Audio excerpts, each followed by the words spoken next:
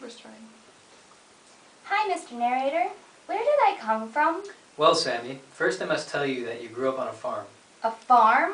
What's that? Well, let's rewind to a long, long time ago. For millennia, First Nations people on the west coast fished wild salmon sustainably using weirs and spears.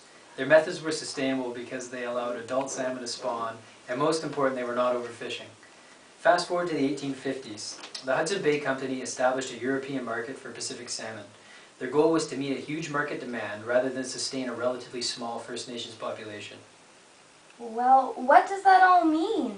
Well, it meant that the salmon were being harvested faster than stocks could replenish. This is called overfishing. Fast forward to the 1900s.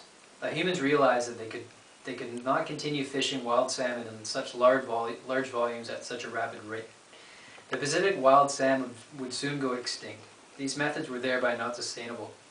To continue supplying the demand for salmon without diminishing wild salmon stocks, fish farms were created. Fish farms are located in isolated areas on the coast where salmon are bred to be harvested later in their lifetime. And that's where you come in, Sammy. Oh boy, oh boy, oh boy. Mom never told me that.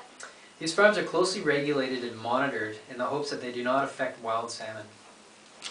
Well, what about my friends from the wild? Well, Sammy, sadly the wild salmon are still being affected by sea lice, pollution, and other environmental issues. That's why new harvesting methods such as sustainable seafood harvesting have been introduced.